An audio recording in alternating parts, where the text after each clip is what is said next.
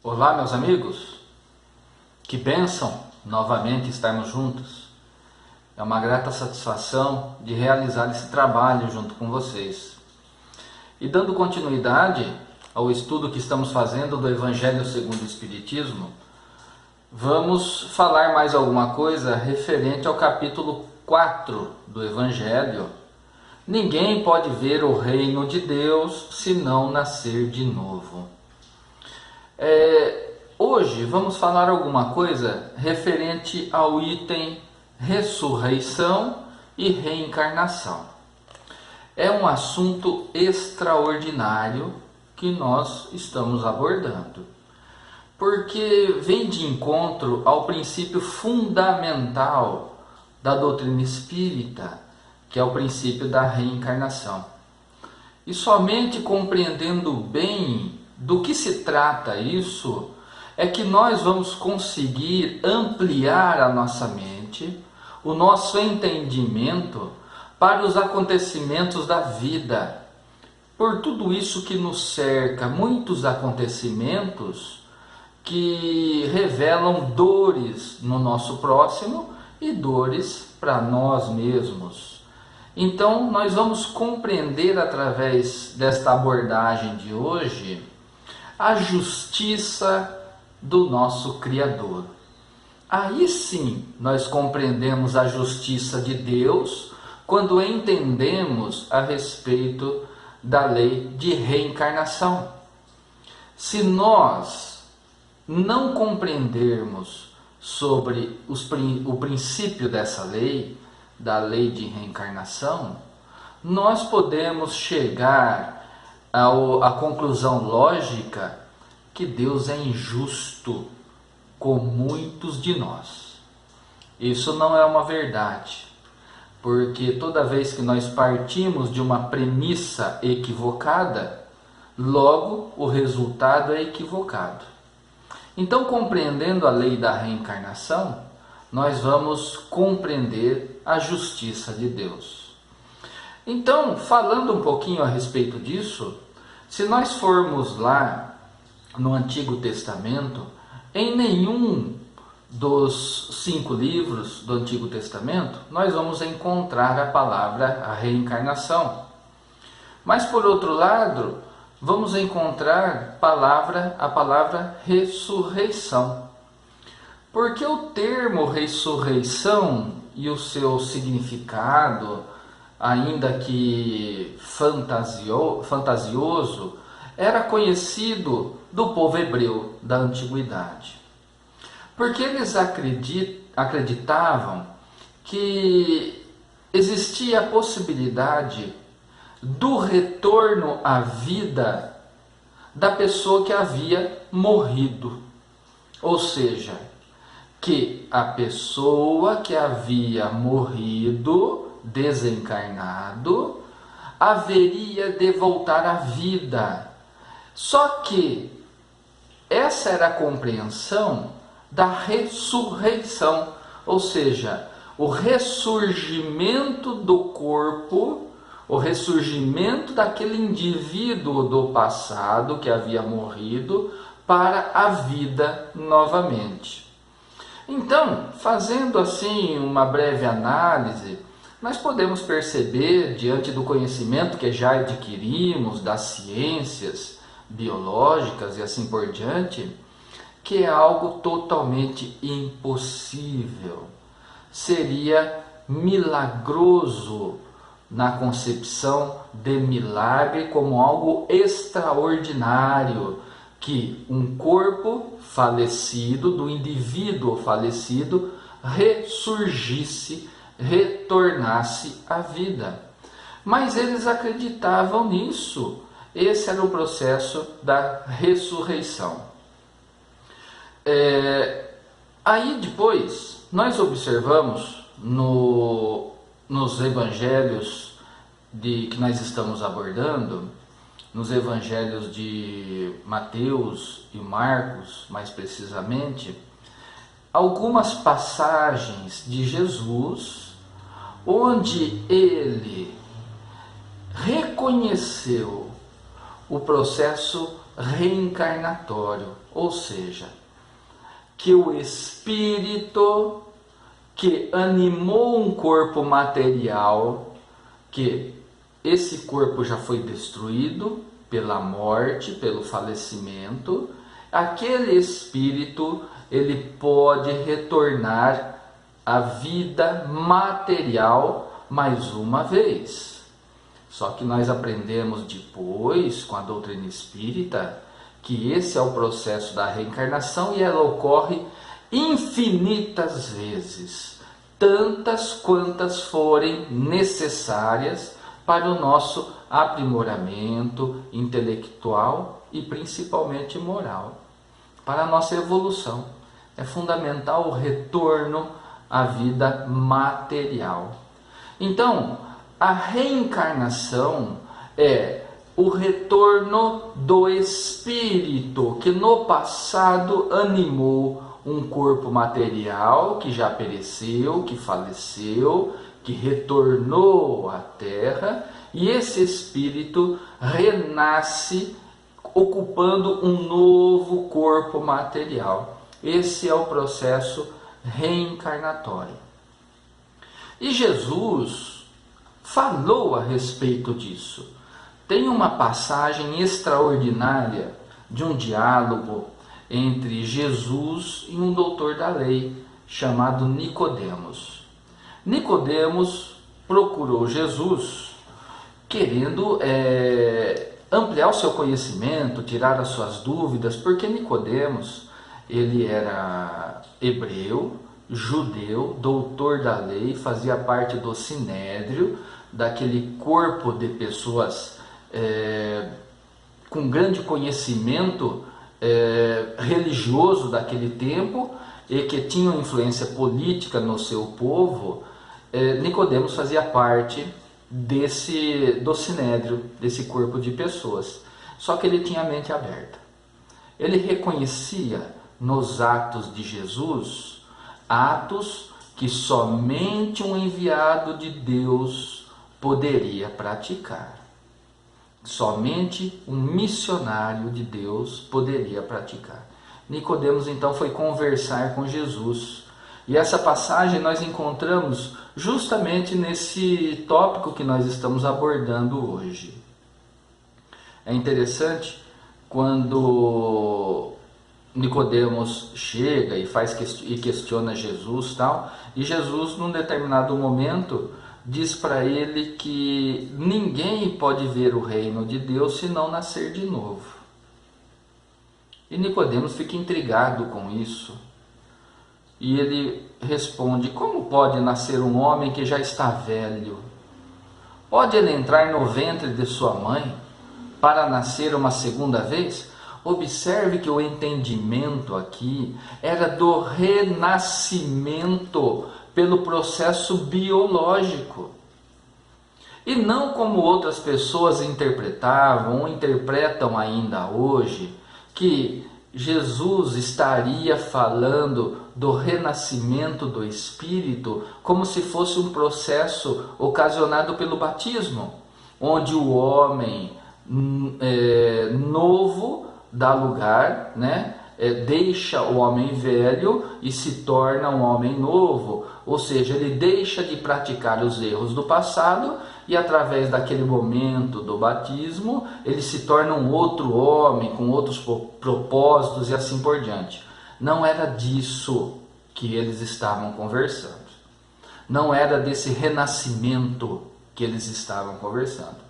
Eles estavam falando justamente a respeito da necessidade de retornar à vida material através da concepção, através da gestação no corpo da mulher, no corpo feminino, através do nascimento como bebê, como criança e assim por diante.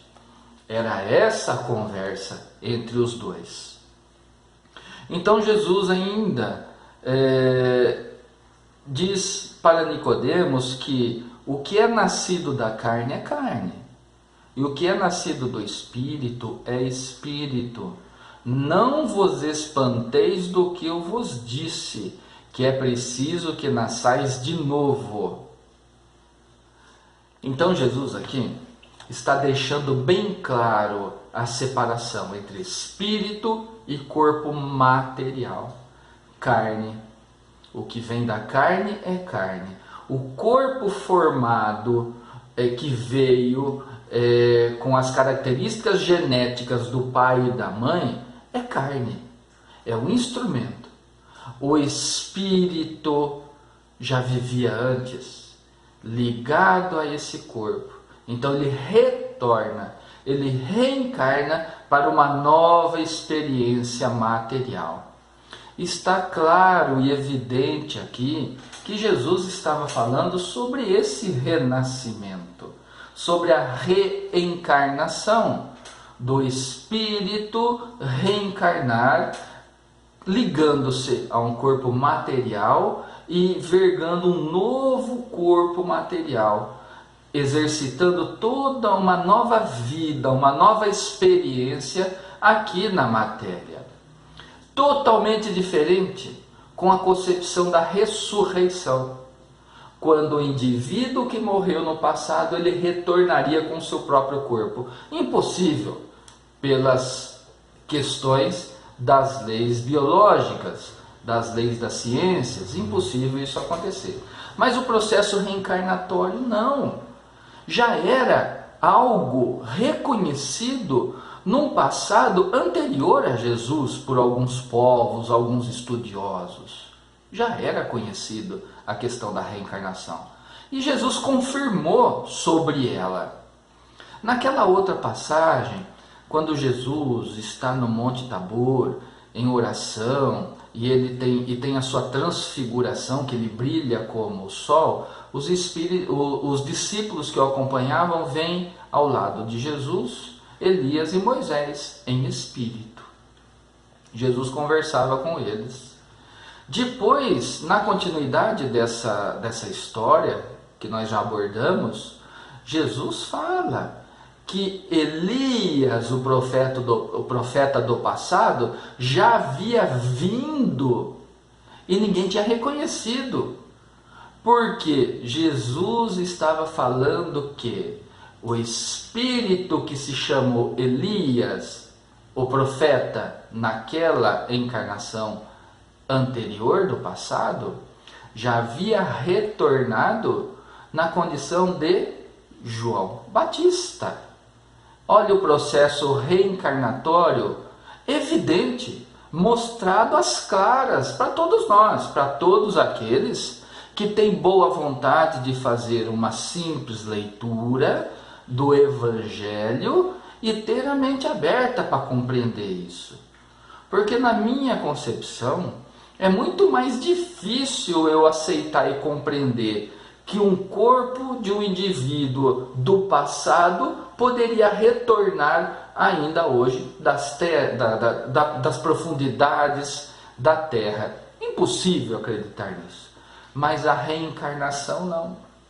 Como já era algo conhecido de alguns povos, Jesus confirmou. E depois nós temos tudo o que foi decifrado e mostrado para nós através da terceira revelação, através da doutrina espírita, quando descortinou o plano espiritual e nós pudemos ter acesso a essa grandiosidade de informação de como é a vida no plano espiritual. A vida continua. E aprendendo a respeito disso, sobre o processo reencarnatório, e que nós retornamos à vida, à experiência material, porque ainda estamos num processo de aprendizado, aparando as arestas, o mau comportamento, os equívocos do passado, os entendimentos errados que muitos de nós ainda nutrem. Então nós compreendemos que é por isso que ainda aqui nesse mundo existem muitos fatores de sofrimento, existem muitas situações que nos causam dores. Por quê? Porque como nós estamos nesse processo de burilamento da nossa personalidade, burilamento da nossa essência espiritual, é natural que ocorra o atrito. E, lembrando ainda que existe a lei de causa e efeito, as dificuldades que nós passamos, que não são explicáveis muitas vezes, são consequência de erros de outras vidas do passado. Então nós estamos passando por tudo isso ainda aqui.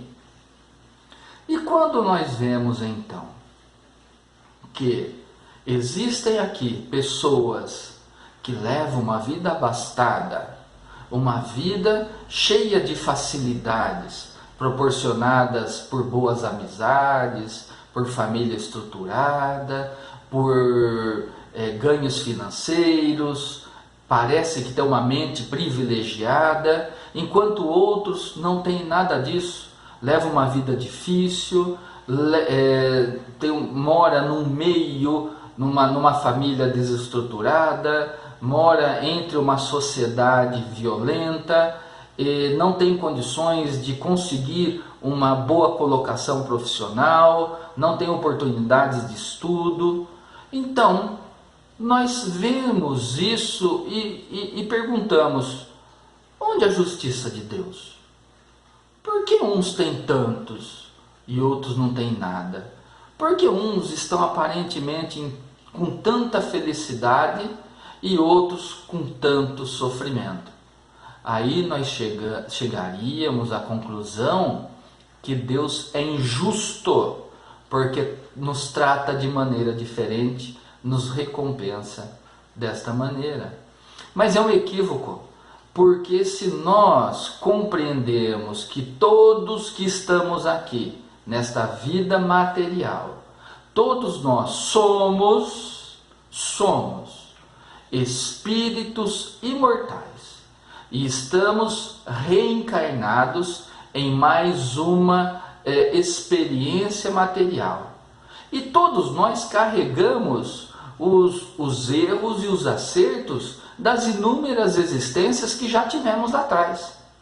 Então aqui hoje nós estamos colhendo o que literalmente plantamos lá atrás.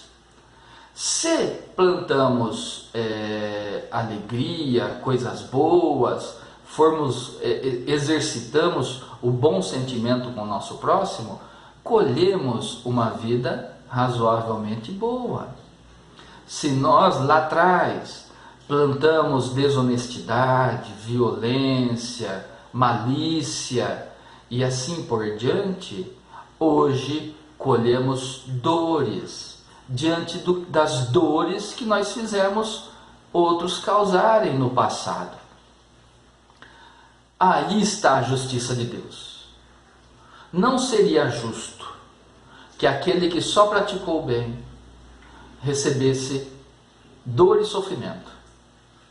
Não seria justo que aquele que não trabalhou para o bem recebesse somente felicidade. Aí seria injustiça. Mas Deus dá para cada um de nós segundo as nossas obras. E compreendemos que isso é consequência não do que fizemos só nessa existência, mas de muitas inúmeras existências do passado. Porque nós estamos num processo de aprendizagem. Então entendemos a grande justiça do nosso Pai, porque dá a cada um segundo as suas obras.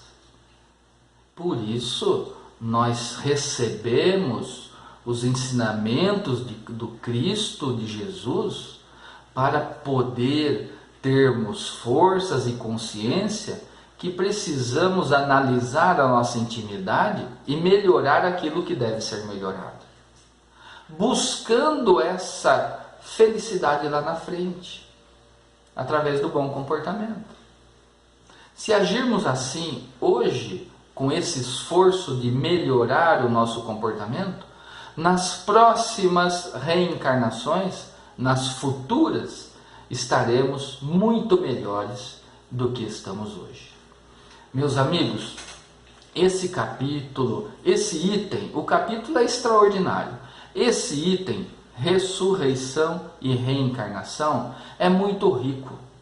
Eu peço aos amigos que façam a leitura desse item.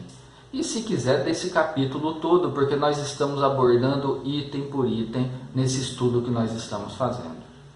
Então, recebemos hoje mais uma preciosa lição de compreender a importância fundamental do processo reencarnatório, que é o burilamento da nossa essência espiritual. É o nosso burilamento enquanto espíritos imortais que nós somos. Vamos então à oração de encerramento? Amado Senhor, nos abençoe, nos fortaleça, que possamos abrir a nossa mente para as verdades que podemos encontrar nos Evangelhos, que possamos buscar nos ensinamentos de Jesus todo o conhecimento necessário para a nossa melhora íntima, que nós tenhamos forças para colocar em prática esses ensinamentos e que dessa maneira tenhamos condições de nos tornar pessoas melhores dia após dia. Assim seja. Meus irmãos, agradeço imensamente a mais esta oportunidade. Fiquem na paz de nosso Mestre Jesus.